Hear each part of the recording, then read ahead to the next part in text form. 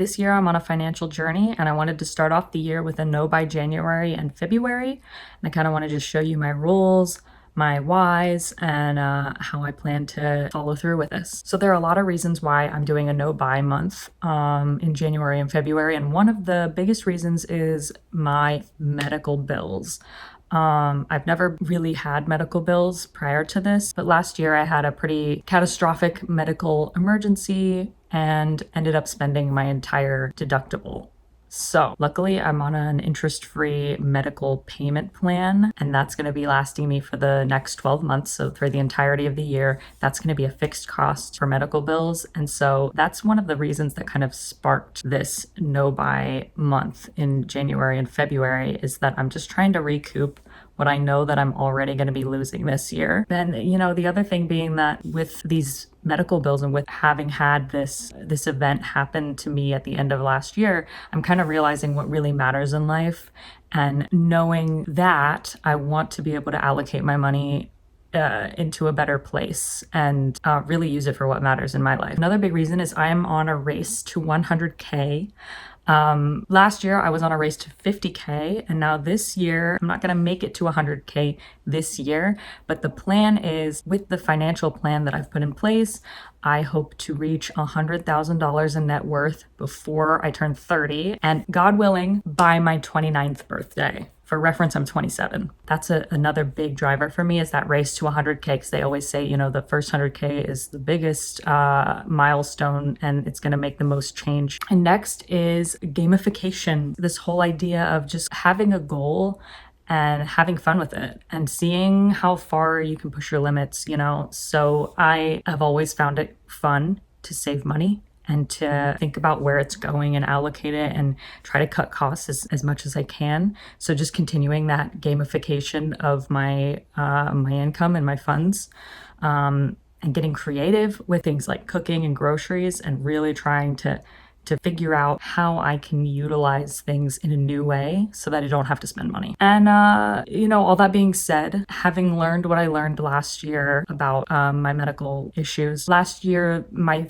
theme was really to push myself and to go extreme with things and to be hyper productive. And while that was great during that time, I've kind of been awakened from my experience last year, and I'm just learning to take it a little more slowly and to not go so extreme with things, and to give myself grace. And so that starts with me not making such extreme decisions, and that basically ties into why I'm doing a no buy January and February. And not the entire year. It's going to be kind of an as we go basis, and it's going to be an adjusting to how things change throughout the year, how I'm doing throughout the year, and I feel like that's going to be a little bit of a healthier process for me. So let's get into the rules. Like I said, I'm not going with anything very extreme this year, so I don't have a whole lot of no buy rules. I'm not going to be super strict on myself. But that being said, these rules are good to follow, especially just for the next couple of months. I don't think it's going to be too difficult. First rule is not buying any physical wants. And that's probably one of the hardest things to do for a lot of people, including myself. I wouldn't say that I'm necessarily an overspender in that category, or that I shop all the time, or that I buy things all the time. I think I'm pretty mindful about that anyway, but just being that little bit more mindful about it I think it's going to be helpful. So that's what I'm doing now. And by the way, it is January 24th at this point. I have so far been following that. So not buying any physical wants. My next rule is I can get physical wants if they're free, which I have done actually a handful of times this month, and I'll tell you a little bit more about that. My next rule is that I am allowed to spend on experiences. That kind of goes with the whole theme of allocating my money into things that I think are meaningful. So that would be, if I'm going out with friends, or if we're going to an event or an activity that costs money, I'm allowed to spend on those things because I'm spending on memories with people that I enjoy being around. That kind of goes hand in hand with my next rule, which is that I can can eat or drink out, but it has to be a social occasion. So I can't just buy food and bring it home to eat. It has to be, if I'm going out to a restaurant with friends or going out with family or doing something. And then my next rule, which I actually came up with only a few days ago, so I have not been implementing this, but I will be, which is that I have a few Visa gift cards to use up that I had totally forgotten about and realized, oh my God, why am I not using these? Use gift cards up for discretionary spending, and that being spending time out with friends, going to events, whatever. I will initially spend using a gift card, and then that doesn't go toward my budget. So that's great. And I think that I can actually do that for the remainder of my no-buy months in January and February, because I think I have enough for that. My next rule is that I can replace items I use regularly, but nothing else. So I just ran out of moisturizer, and it's the same moisturizer I've been using for years. I know that it's a staple item and I know that I'm going to use it up, so I can justify spending on replacing that item. And then my last kind of honorable mention rule is that later on I can thrift physical wants. So I'll be a lot more mindful about what I'm buying and really thinking about whether I can buy things used. And I think that for most things they can be bought used, and I will try my hardest to make sure that I'm doing that. Next, I want to show you some of my January wins. Like I said, it's January 24th, so I'm almost through with the first month of my no-buy. So I wanted to show you some wins and a couple of losses that I've had with some silver linings. So my first win of the month was on January 5th when I didn't partake in the Bath & Body Works semi-annual sale. I typically don't participate in that because I usually stockpile shower gel for that purpose so that I don't have to go out and buy it. And I find that the Bath & Body Works shower gel works really well for me, and if I can get it cheaply, then I really get a lot of use out of it, and it works well for me. So I noticed that I had one container left of Bath & Body Works shower gel, and I was kind of thinking, oh, the semi-annual sale is happening, so I decided to go online and just kind of check it, even though I knew in my head that I shouldn't be buying any of that. And ultimately I decided to go ahead and close the window and not purchase anything. One, because I still do have shower gel left technically, so I don't need to replace it yet. And two, I thought maybe I could just wait until the next semi-annual sale in June. So first win, didn't buy anything from Bath & Body Works this month. Next win is that I didn't buy unnecessary things at Walmart. Now that's got to have a little bit of context to it. I went grocery shopping earlier in the month, and like I said, I'm really trying to grocery shop a lot less because I want to be super creative with the ingredients that I currently have already. In fact, in December, I had already kind of challenged myself to not go grocery shopping for the entire month and to use up all the ingredients that I already have. A lot of stuff that I've had for a long time, non-perishable goods that are just waiting to be used. So I decided to try and do that, and I think I'm wanting to continue that into this year. So that being said, I did need to go get a few things at Walmart, and it was definitely easy to find things that I really wanted to buy at Walmart, and I resisted. Just a small win that I wanted to add to that list. And then the next three things are highlighted in green because they're really exciting to me. These were the things that brought me a lot of joy in doing. So this first one is on January 16th, I got a free laptop charging cord from a coworker. So actually, I will show you what my previous laptop charging cord has been looking like. This is what the situation is. So not extremely safe, and I had been using this cord for months like this in this condition.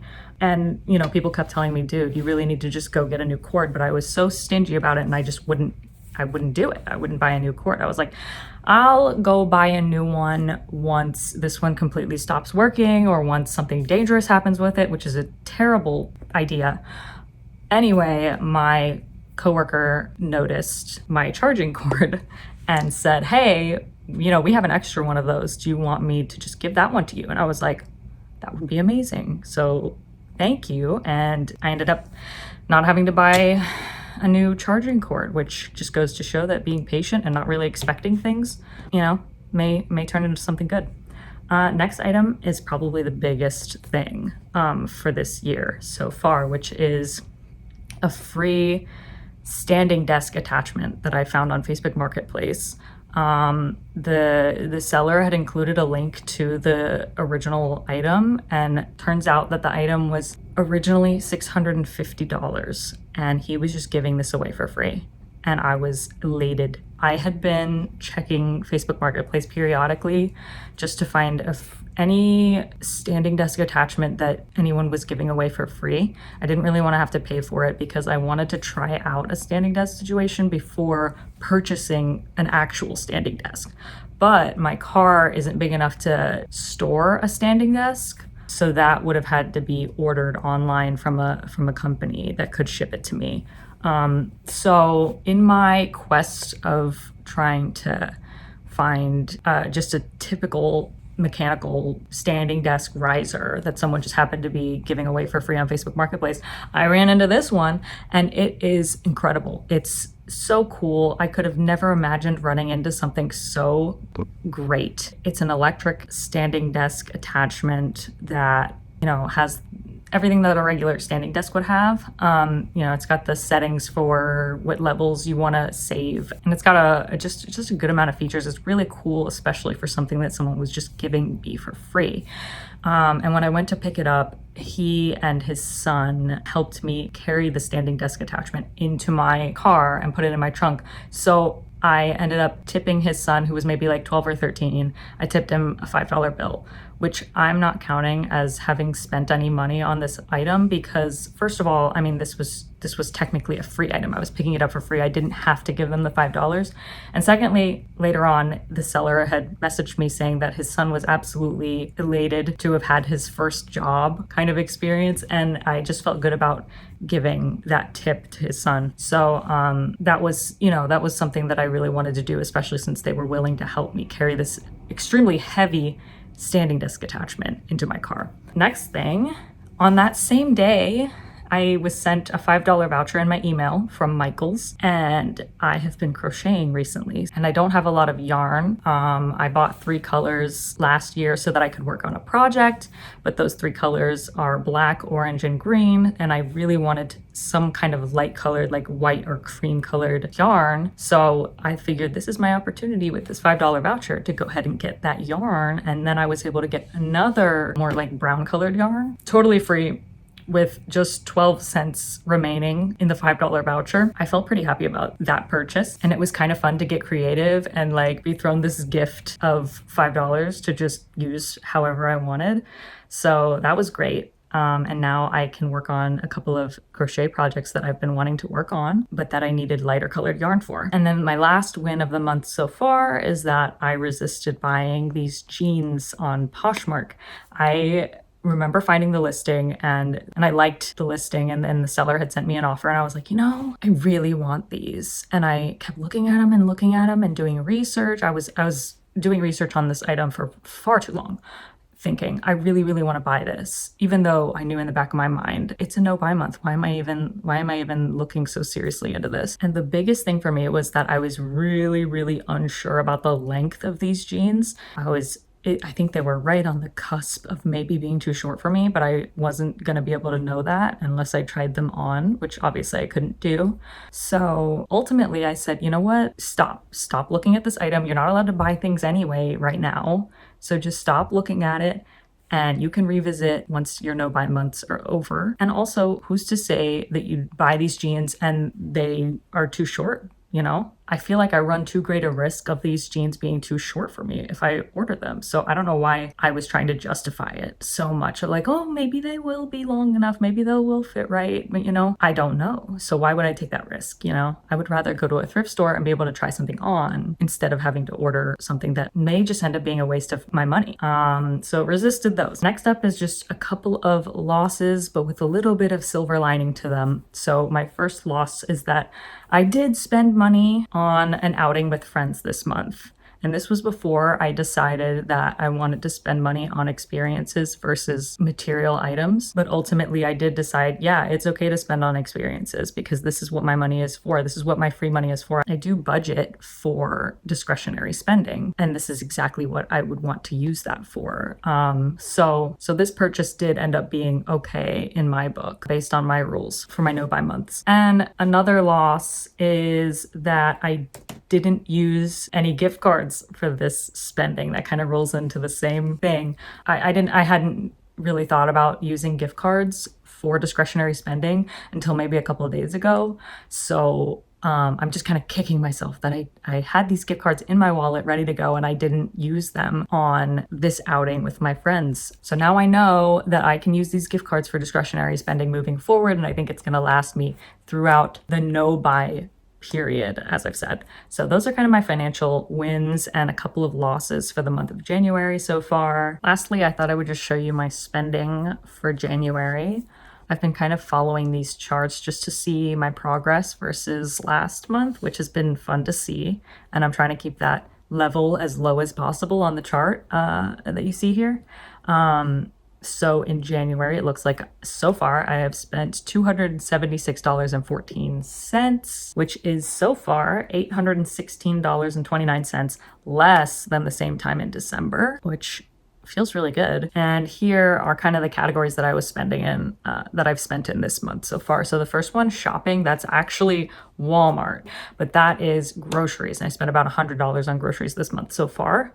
Insurance financial, that is my car insurance that I, obviously have to spend every month. Food and drink, that was my outing with my friends where we went to a brewery and had pizza and beers and stuff.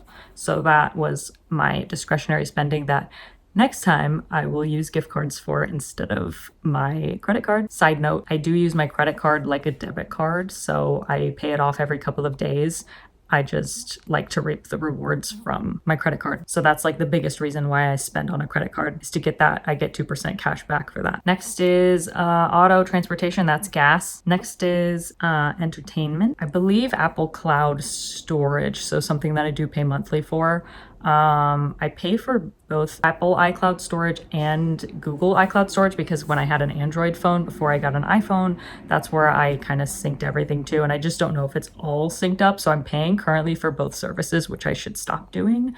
I need to just go through that and make sure that everything is just in one place and maybe only just pay for one. But anyway, that's my bill for that. And lastly is that $5 that I withdrew to tip the seller that ended up selling me that standing desk attachment. So that's all my spending for the month. I'm pretty proud of that. December was a little bit of a higher month just because of, the holidays and just spending more in general. Like I said, I'm not usually a huge spender, but just cutting out those little extra things is I think really making an impact.